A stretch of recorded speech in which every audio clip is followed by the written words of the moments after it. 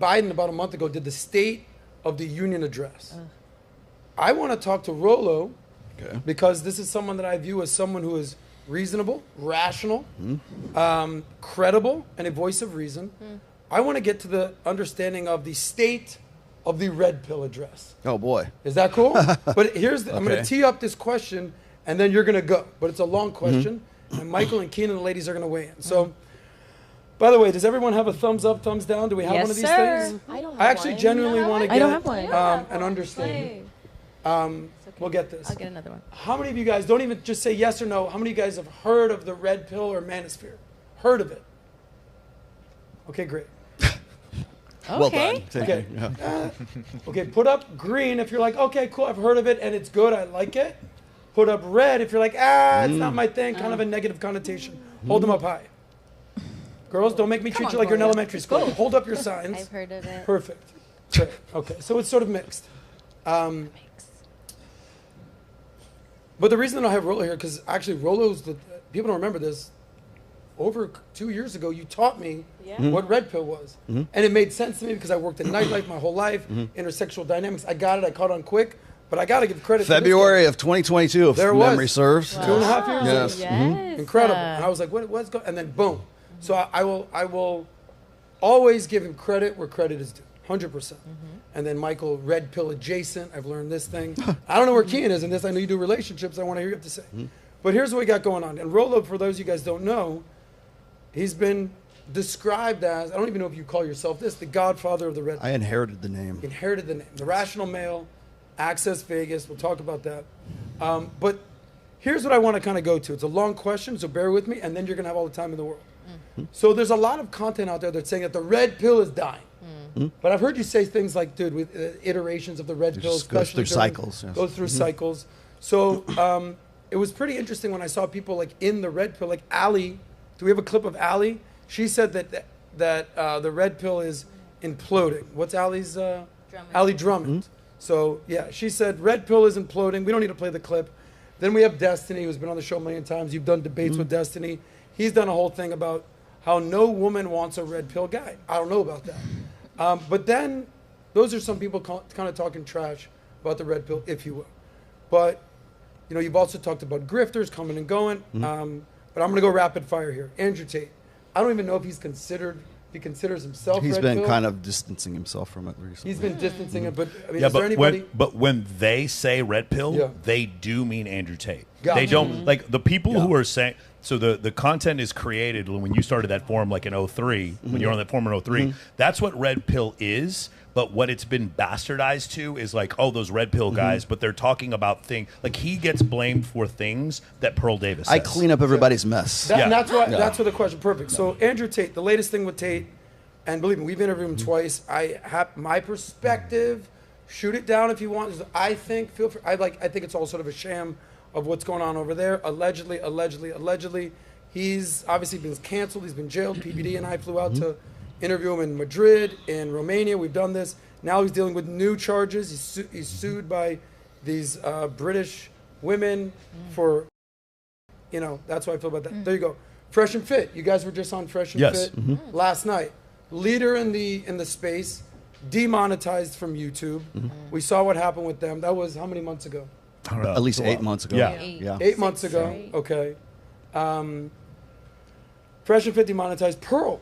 She's been on the show a bunch of times. Pearl Davis, also demonetized. Okay, these are people that I would say are definitely red pills. For some reason, whatever has never done anything, and you guys are on so Access I mean, Vegas. they don't really, whatever doesn't push the envelope like that. Alejandro, do you have any of these? They're not really red pill when you hear most of Brian's opinions. Yeah. There's Fresh and Fit. We know what happened with them. Pearl, I believe we have that. But I'm going to go deeper, and then I'm going to turn it over to you, Ro. Because these are sort of like the bigger names. Tate, Fresh and Fit, Pearl, you guys.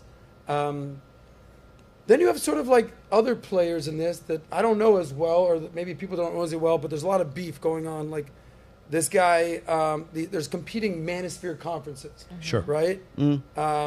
Anthony the Dream Johnson, I've never met him, never spoken to him. That conference is now defunct. But okay, so but exactly. continue, So they have now been literally canceled. But they have beef with Donovan Sharp, and he hosts the CME, which is the conference of masculine excellence. So they're going back and forth. Anthony's calling him Conovan Sharp. He's calling him this and that. Like, I don't get in this. But someone we have on the show, MLD, Modern Life Dating, I literally don't know what he's doing these days. I haven't seen him do much content. I think he's out there in Tokyo being a passport bro. Best of luck to him. And I'll circle this back because I said the red pill dying, whatever. The reason I even started knowing about this right before you was Kevin Samuels, who unfortunately literally died. So here we go. This is the question. What is going on with the red pill? Is it dying? Is it going to make a comeback? Your thoughts? Okay. So in March of 2021, I was on Fresh and Fit, and I think it was like the second or the third time I've been on the show. And the topic that we were talking about was, is the red pill going to go mainstream? I've used this clip of like half a dozen different times on my show and just sort of lead up to the topic at hand here. During that conversation, they asked me, is the red pill going mainstream? And my answer to both of them was, I hope not. Because the red pill, to remain legitimate, to remain useful, to be effective, has to be under the radar. And now we're seeing exactly why I was saying this back in 2021. And as part of that conversation, I said the reason for this is because if people will come into the red pill and they will use the red pill as sort of a loose brand, or it's not a registered trademark. Anybody can use the word red pill. And so I was trying to take them back as far as, like, say, 2015, 2016 election cycle at that time. So Candace Owens, for example, that you were mentioning just before, her Twitter handle in 2015 was Red Pill Black. Right. She was using the term red pill as far back as 2015. And I'm going to let you go, but there's red pill has been used in the political spectrum, but also in the dating spectrum. Right, yes. and that's where but they picked she kind of it does up. crossover with both. Well, that's because because the thing is when the kids are using red pill, like when that's the topic du jour, the term du jour, and you have a political system that wants to reach out to like certain voters. Well, what are the kids saying? If it was MRAs, if it was MGTOW, they would have used MGTOW at that time. If it was red pill, they'll use red pill. And for the ladies so red that pill don't know, becomes MGTOW anything. stands for what exactly? Men going their own way. And that's like a black pill. Like, I'm not even dealing with ladies anymore. The point is like the point is if it's a hashtag and it's a trending hashtag at that time, they will use that moniker for whatever it is that they want to. So if you're alt-right, if you're pro-Trump, if you're MAGA, if you're right now, if you're like an ortho bro or a Christ pill bro, whatever, everything's red pill. Everything literally is red pill. So any person that comes around and wants to take that term and that brand and use it for whatever it is that they're doing, because what they'll do is they'll bastardize the term into meaning like, I'm right, you're wrong.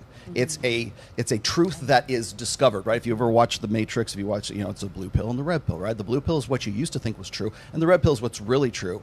And so what happens is that if you have some sort of pet ideology and you really are, convicted about your beliefs, that's red pill. So I was trying to explain this to them back then. I said, well, what's going to happen is people will come into this space, especially in the intersexual dynamic space, because when I talk red pill, the first instance of me using the term red pill was on the SoSwap forums in 2004.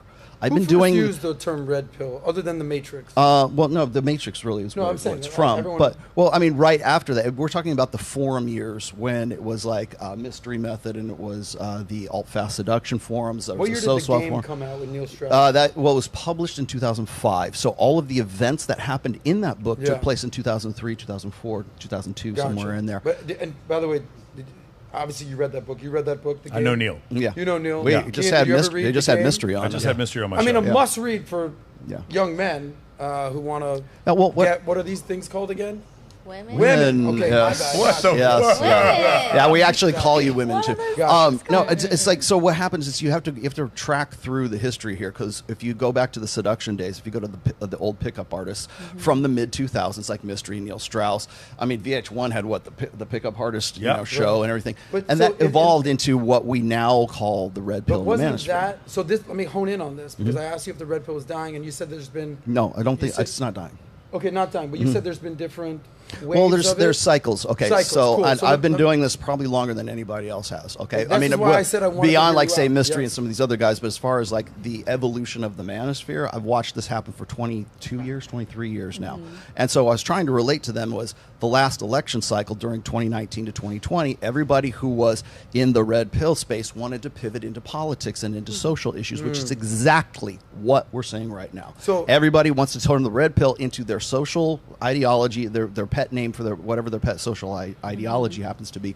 So anything, literally anything right now can be called red pill because it's just there to appeal to a certain audience. Okay, but I want to understand one thing, and then I want to get Michael, because Michael describes himself as red pill adjacent. I don't know where Kian is on this, but I know that you help men improve, so I want to get your opinion. The mainstream thing. You could argue that, all right, it went mainstream when Neil Strauss wrote the book. All right, it was a very popular book. Kind of mainstream when you're on VH1 or MTV. It's already pretty there. pop culture. Kevin Samuels kind of made it cool and mainstream. And then, obviously, you've been doing this forever, but then Tate took it to a whole nother level, and even Fresh and Fit. And they take it, I guess my argument is it's commercialized. been mainstream for different iterations, different cycles, Well, but now is it you officially also- mainstream? Well, you also have to know that it's evolving with the technology at that time. So back in the pickup artist days, there was no Twitter, there was Just no books. no social media. It was those were the forum years where everybody would get together on a forum and compare notes on that forum.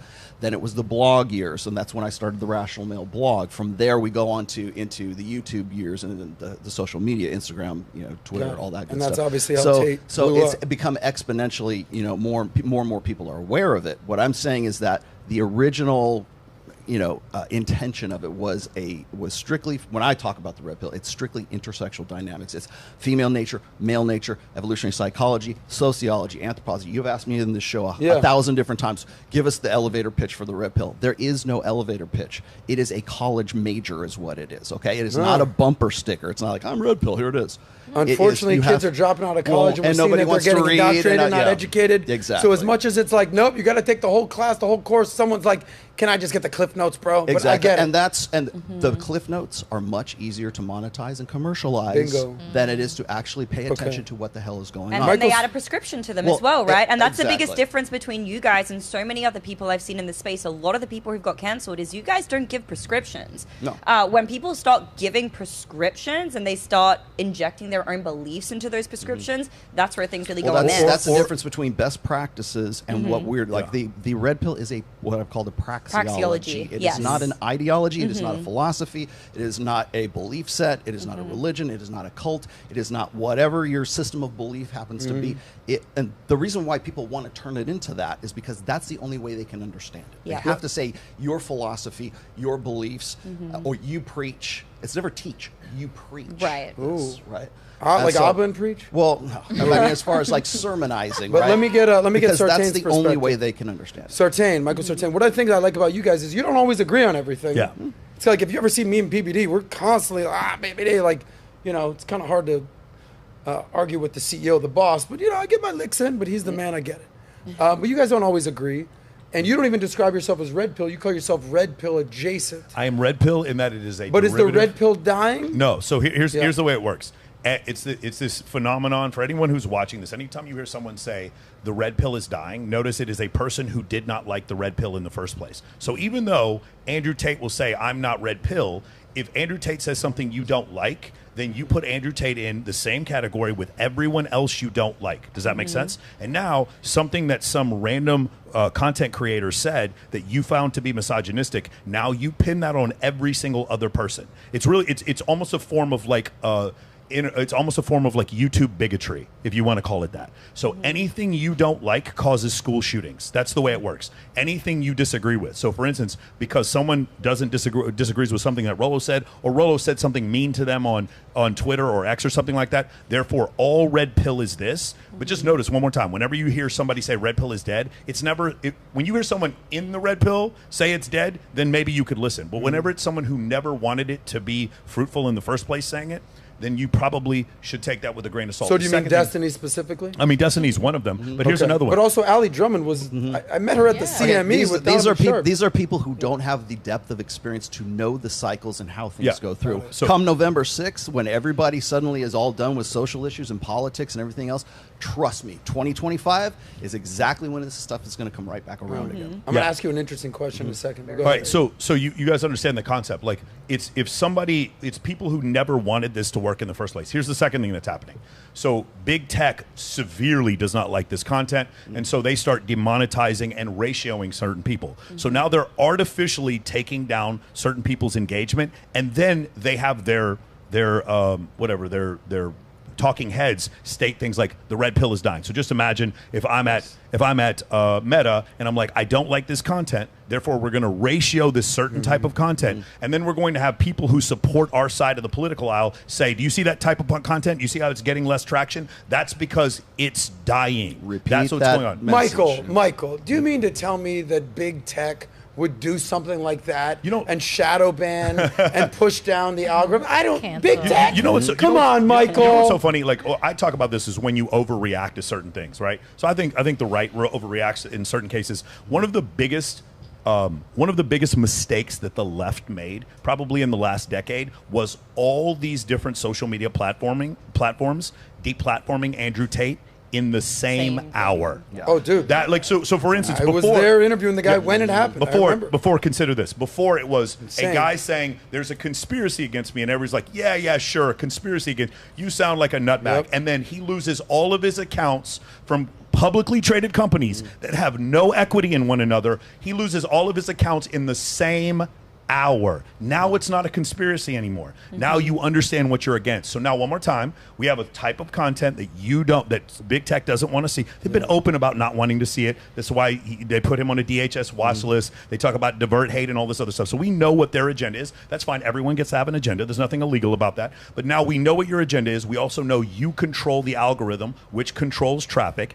And then you start to ratio that traffic and then have your talking heads state things like, it's dying. Okay, that's the first thing. The second thing I want to say is the concept of the red pill is dead is ridiculous, because what it is it's a discussion of intersexual dynamics. That can't go away. What they're saying is the things I don't like about red pill, which is like men yelling at women or whatever, that is becoming less popular. Maybe that's the case. I don't know. But my point is, it's like saying that gravity is dead. Where it's like saying that, like after Charles Darwin discovers the concepts of natural selection, now natural selection is no longer popular anymore. Natural selection is true whether or not you believe in it, and so is gravity. And so the concepts of intersexual dynamics, like whether or not hypergamy is real, hypergamy exists even if you don't agree with it. Yes. Okay, that's the issue, right?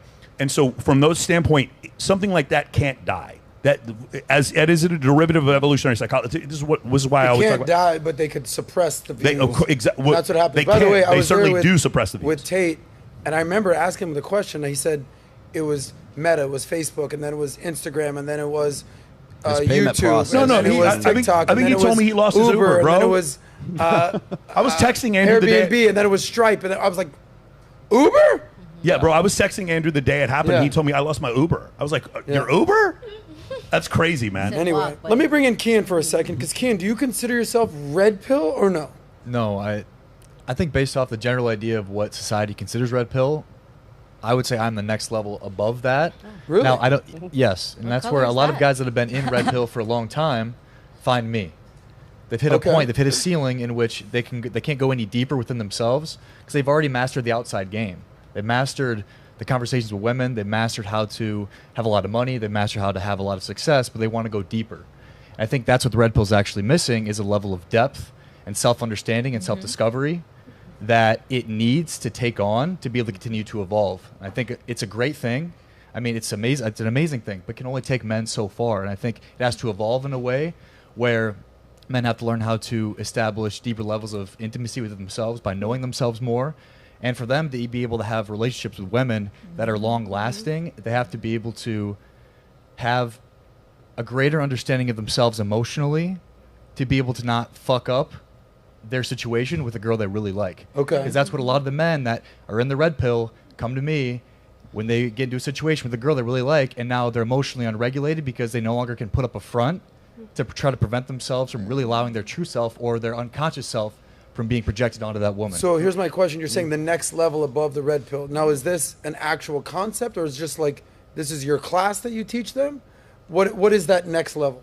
This is just something I've made up. Now, I know Rollo, obviously, he said what it is. It's not necessarily what society says, but it's on the next level to what society says that it kind of is. Does that make sense? Do you remember what Amy said a little bit ago about the prescription? There's a description and then there's a prescription. And so what he and I do mostly is description. We have a saying in the military where we talk about regulation and procedure. Regulation is regulation. I am stating a thing, you will do this thing or you will go to jail. Procedure is how you choose to, when you want to put the gear down or when you want to execute. When it's procedure, you state it's procedure, and when it's a regulation, you state it's a regulation.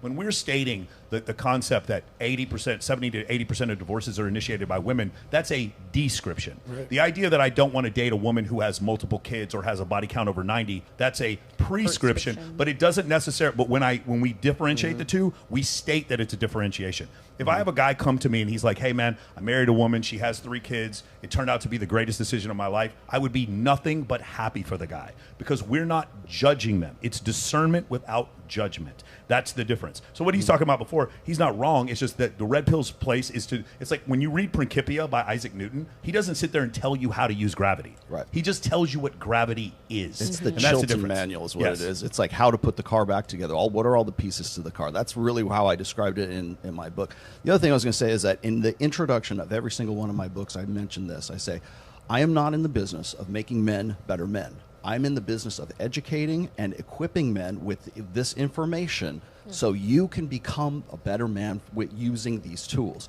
I liken it to having, I give you an easel, I give you the paint brushes, I give you the paints, I give you the turpentine, I give you everything else. You're the canvas. You are going to use those tools to go and paint the picture of what's going to end up being you, rather than going and having a paint by number where everybody says, okay, you put the yellow here, you put the red here, and it's like whatever the number. You need 50 bodies, you need X, Y, Z. Exactly. Yes. That is a practice. And so like when I'm talking about the red pill as a praxeology, it is simply here's what is. It's not what ought to be, not what should be. And too many people, if you give them information, if you give them data, if you give them those tools, and you don't tell them how to fucking feel about it, they will hate you for that. Yeah. So go back to what he said, the 50 bodies that Myron said before. Okay, that when Myron says that, there's no tablet or data point or Microsoft Word document that then therefore states 50 bodies is now red pill dogma or red pill scripture. Yeah. He's just stating his fucking opinion. That's all that happened. And even then, it's an exaggeration. But because but because he's friends with Rollo, and therefore I don't like Myron. Myron said something I don't like. Therefore, everything that I heard that I don't like is now red pill. Everyone who says something I don't like is now red pill. Anything I disagree with is now red pill. And because I'm a political progressive and I don't like Republicans, all Republicans are red pill. That's what happens. It starts to spread. Well, it becomes the shape of whatever you need it to be to fight your enemy. Well, people like people in boxes. Like I always say this whenever you see Fox News or CNN, I'd always say, why don't they put a disclaimer that this isn't the news, this is opinion. Opinions, yeah. They don't do that. So whether it's Hannity, whether it's Tucker, whether it's Anderson Cooper, these are their opinions. This isn't the news. This isn't the facts. This isn't Walter Cronkite. So whether it's Rollo, whether it's Fresh and Fit, these are their opinions. But last question for Keenan, then I want to get the ladies in here. You said, hey, look, I don't think you dissed the red pill. You said it kind of got me to where I was, but I took it to another level, essentially, what you said. You're basically saying that there's levels to this game. Where do you see this evolution of the red pill? What praise would you give it? And what is missing the mark in your estimation? Well, I think it intros men to how things work at a fundamental level and how nature works and how the male-female dynamic works. But I believe to continue to go deeper into getting what you want with a woman, and if you want to build something with a woman, it requires a greater level of understanding of your own emotional dysregulation. And so the red pill stuff, it can teach men a lot of tools. But I'm the one that they come to say, hey, I have all these tools. I think I know how they work. I help them discover who they really are underneath the layers of who they have been that isn't the best version of themselves that we talked about earlier. Don't really be who you are if you're a piece of shit in your mom's basement. Do you mean they're already deregulated, or do you mean like they don't have control of their emotions? They don't. I think we all have emotional stories that we build on top of, and I think that's what the red pill does. It teaches you how to play the games to build on top of. Well, I think life gives you stories, that you believe. No, I correct. understand what you're saying. Are you basically saying to filter this down that men need to get in touch with their soft side? No, I'm not saying soft side. You need to understand your programming. We all have programming that exists that prevents us from getting certain things in our lives. If we don't understand our programming, I look at it this way. So when the red pill praxeology is giving you the data sets, it's not telling you what to do. And again, like I said, if you give people that and you don't tell them, like you give them information and you don't tell them how to feel about it, then that's when they hate you for that. But the thing is the red pill is not a practice. It's just the data set.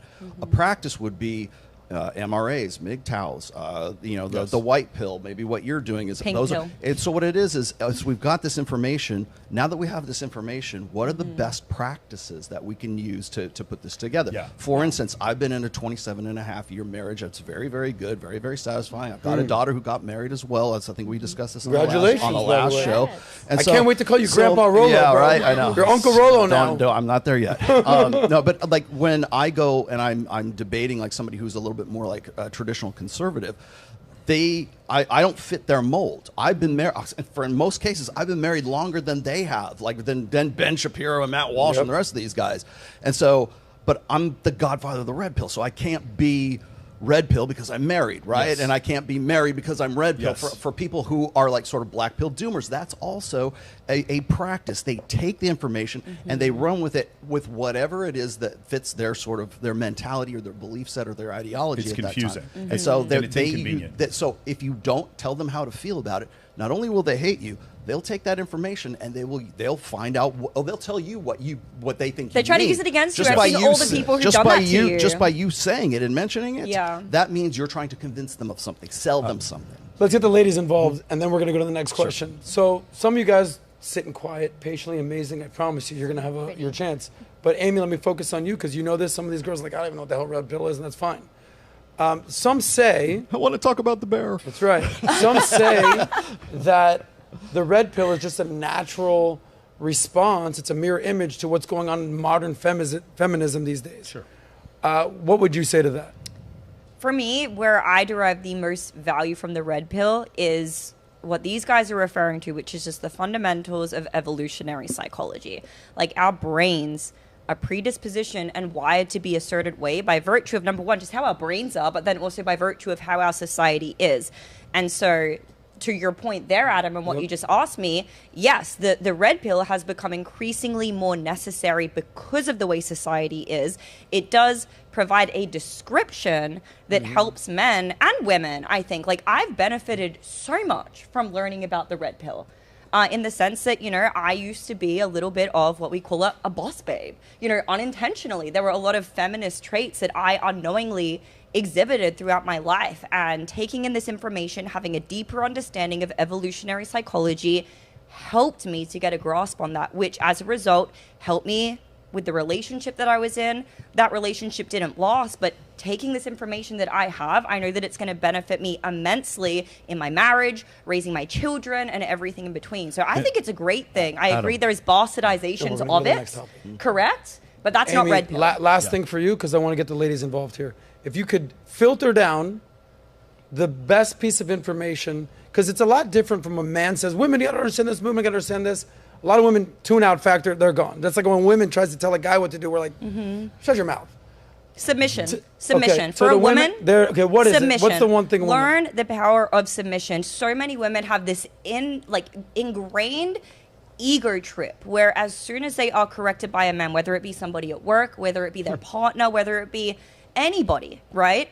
They automatically have this reflex, angry kind of reaction to it automatically. Dude, submission, fully understanding the power of submission, being in your feminine is one of the most advantageous things that any woman could ever do. Now, there's a famous phrase that, Rolo taught me this, that if you submit, I'll commit. I've said this a million different times. Yes. Natalia knows this. I'm like, who's ready to submit?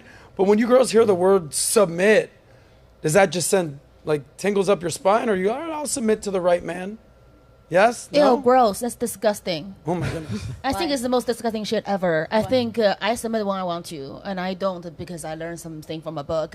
I feel like women have different kind of happiness. Some women want a good like those handsome men, rich, taking care of you, you live a good life, you have a good husband. Someone who wants success and power. I want power, success. I'm the rich man I want to marry, and I make $1 million a year. I'm happy. I have 2 kids. I can get any good I want, and if there's a good guy want me, he want me for who I am. I don't give a fuck. And Judy told me she went to her husband and she poked him on the cheek. Hey, you come here. And they are happily married forever. I think it's just depends on just be who you are, bitch. Be who you are, and choose what makes you happy. If for my life, finding a man who's rich and handsome like these guys make me happy, I'll submit like a little bitch. I think good for them, but not for everybody. That's all I'm gonna say. All right, that's a mic drop moment right there. Let's move on. Amazing, incredible. Now the ladies are gonna get a chance to respond. Thank you guys for that awesome conversation. Stop being a little bitch, according to our friend over here.